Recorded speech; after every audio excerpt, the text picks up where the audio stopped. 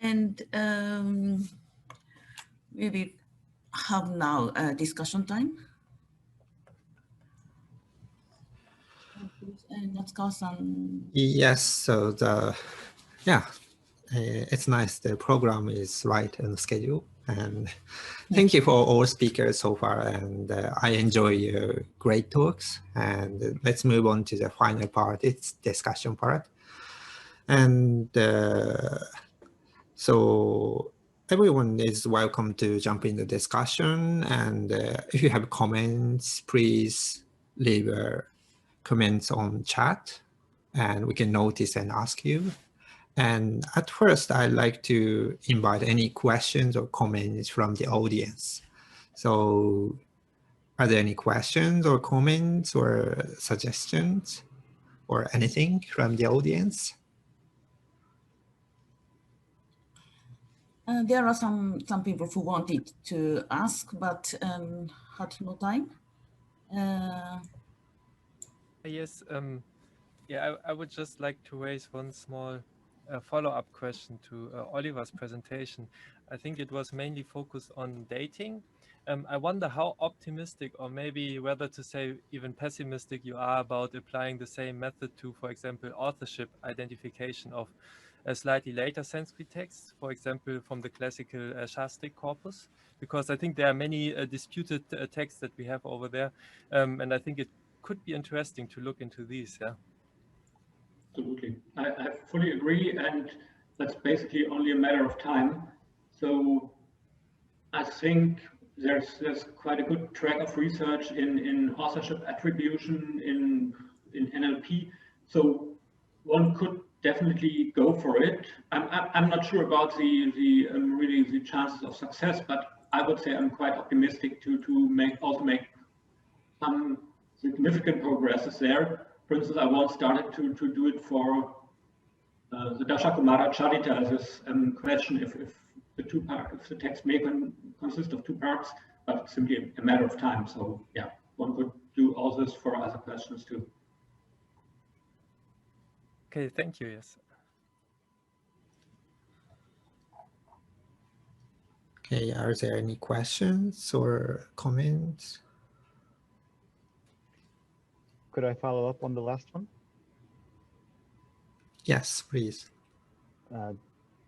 Since Oliver, since the research you do is dependent on the well-annotated data, then if we were talking about doing the classical or Shastric texts that Sebastian just mentioned, then the need is for the annotated data of those types. So more and more of those sorts of texts. And I know you've been very busy with annotating Vedic texts and improving that. And we've talked in the past about your efforts toward making annotation tools available for other researchers. Do you have anything else to add to that? Because then the more annotated text we have, then the wider these studies can be, and that's going to be great. And I think people want to contribute. Absolutely. Yeah, so you're right. So this absolutely is a bottleneck for of course, data acquisition. And Sanskrit is complicated, and just running an unsupervised model over the text will not produce what you want to get at the end. So I'm currently struggling with Latin, and that's really terrible what comes out there from the current models. So, and yes, together with Professor Amano Kyoko, we currently are setting up a web interface for, so to say, collaborative annotation, and still in the beta phase, but I think it should run at some time. And of course, nobody prevents you from contributing there for classical text. So basically, I need to run the parser locally and then upload the data, anybody corrects it, and then I can re-import the data into my tool. And this definitely speeds up the whole thing, but it's still not the end of the line where we can go. So this should be made better, but it's making progress somehow.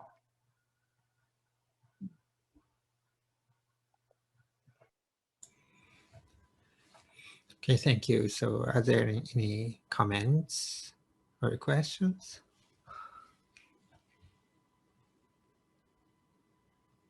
I have something Oliver, something concrete. Oliver, you presented your analysis about Atharva Veda Shaunaka in the 6 and the 7 books are not special, so chronologically not special. You said from your analysis, in spite of Witzel, he said 7 additional, but not special from the analysis. But from my analysis, considering the relation between Atharva Veda Shaunaka and Maitrayani Sanhita, so this relationship 6 and 7 books are very characteristic because the 7th and the 6th and 7 books have so many common verses with Maitrayani Sanhita, so much more than other books. So probably that is a reason why Witzel thinks that 6, 7 new, and yeah, okay. So the reason is not chronological, but they have some characteristics. And now, so from any background, so we can now also develop our hypothesis about the background. Yeah.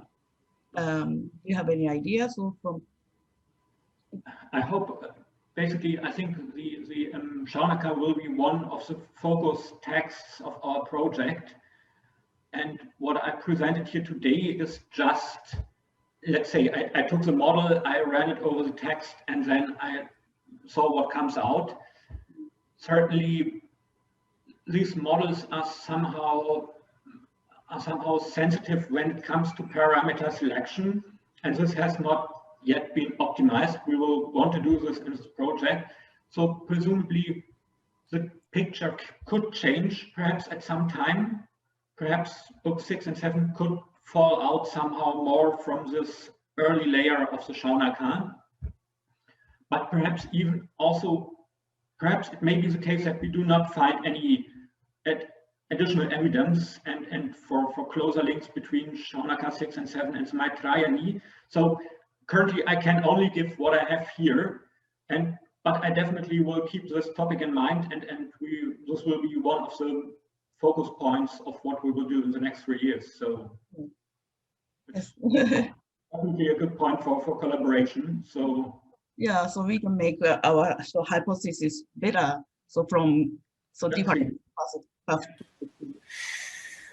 Thank you. Yeah, that's nice. So are there any questions or comments?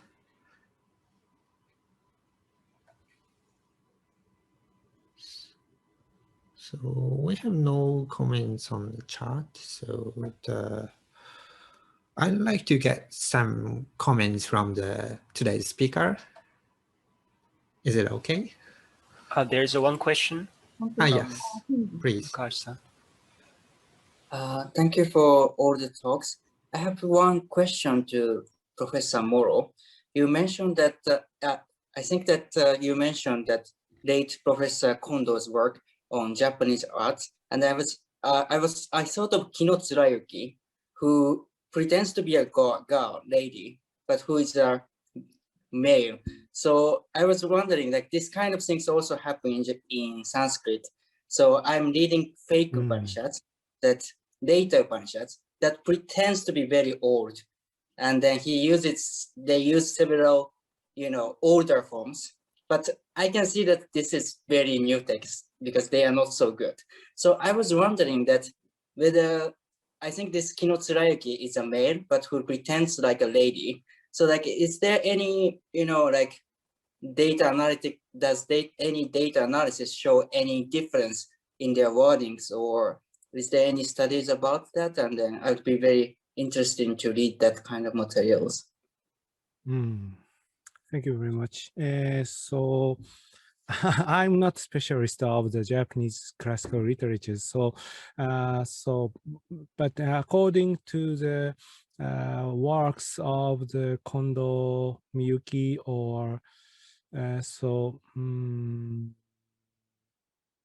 Yeah. So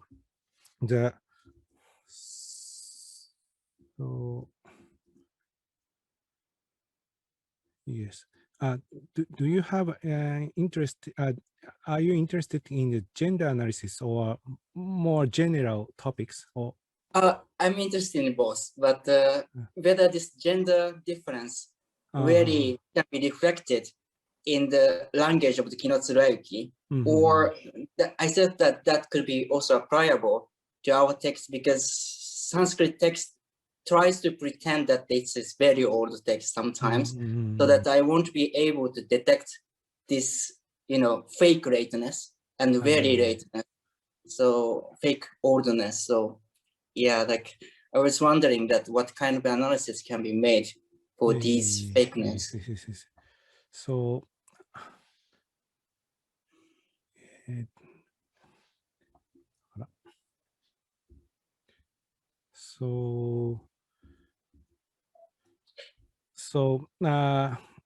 this may be an example of the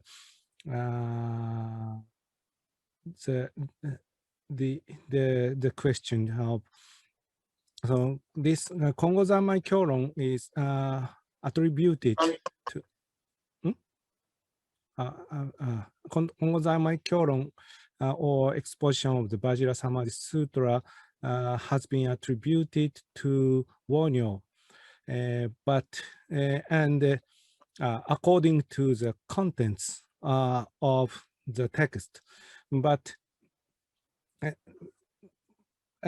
this analysis reveals the usage of the Chinese characters is different from Wonyo's. So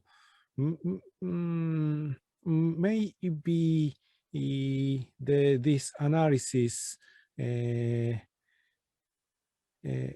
could find the the feature or should attribution of or writings to make itself order.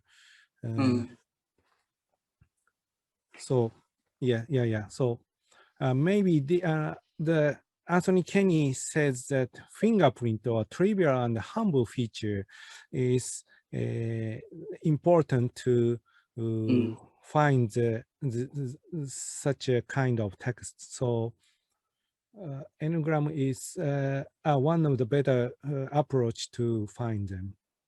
I think so. I see. So in the order methods that we tend to focus on the peculiarities or very special forms of the text, so that in this, in the order forms, like it was difficult to detect this kind of fingerprints, but maybe this might give a better and more precise way to decipher into these kind of problems. Yeah. I see. Thank you very much. That's very interesting. In the text of the Wonyo, there are no features of Korean language in the Wonyo's text. So we are investigating why Wonyo's text has no feature of Korean language. So it is depend on the authors, or I don't know that, but it may be depend on the authors.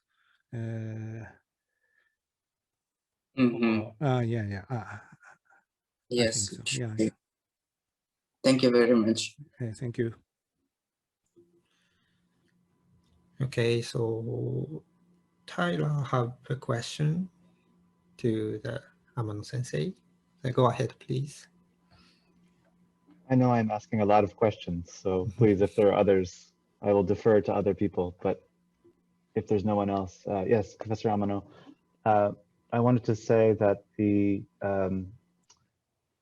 analysis you presented and the tool that you presented with the, I think it was called the coordinate plot, so with the flow diagram, This is very, very nice to look at, and especially the fact that you've made it online and available to use is very nice. I'm wondering if the next step in the direction of what Yuki was presenting about is to go beyond using the database as it was. So in Franceschini's digitization of Bloomfield, and starting to look at the natural language itself, and then starting to plot some sort of metric of the language of one part of the text to the other.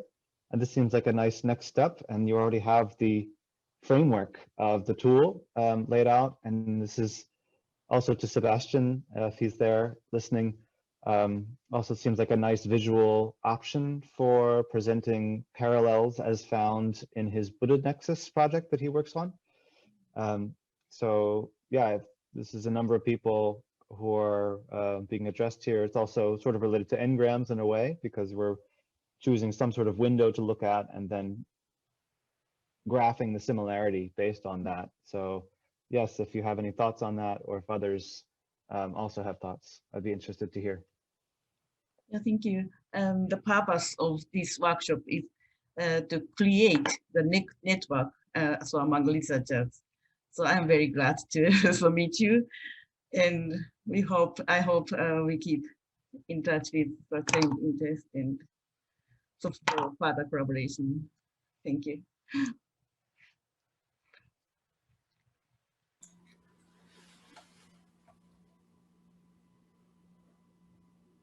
Just one remark. I think it would be also nice at some point, or maybe to, if it's possible, to create some kind of toolbox, or to keep those things also on GitHub to make the code available, because usually the research questions can become very specific. And if I'm thinking about integrating such a visualization on our website, then I think very quickly it becomes too detailed and complex. And I think users will have a hard time to make to get their data into it. And I think this is something that then really ties into very specific research questions. And maybe it makes a little bit more sense to make whatever tools we have, like JavaScript libraries, also available, or show on GitHub, or show somehow how we arrived at those visualizations, and at least that other researchers can start from there. I think that might be a little bit more productive, at least if I'm thinking about our project. Yeah.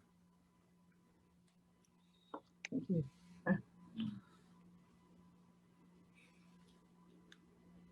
Yeah, thank you. That's a nice suggestion. So are there any comments or questions, or are there anyone who want to talk more?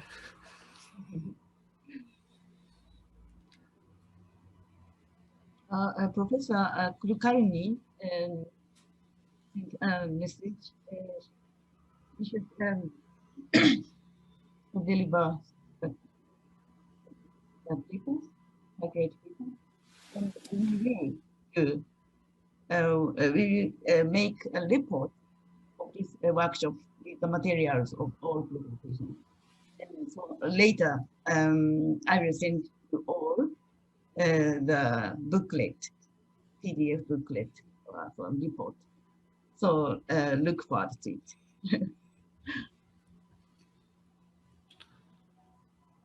Okay, so it's almost time, but Ono Sensei, is it okay to conclude the workshop?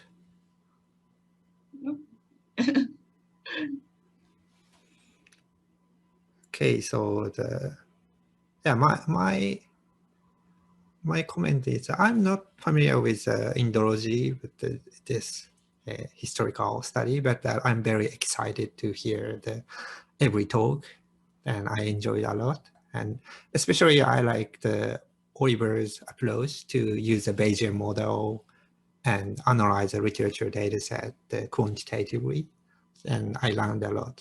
So your model-based approach is important in suggestives, and I studied about the visualization technique, so that can support the model construction or some hypothesis building. So it would be good to collaborate near future. And I also enjoyed other talks. And so I'd like to conclude the workshop. And I deeply appreciate for attending this workshop today. And we're going to have this meeting next year, maybe. Yeah. And if the pandemic calm down, it's gonna be a real workshop. So please check and attend the next time. So thank you very much for your attention. So that's all for today. Thank you so much.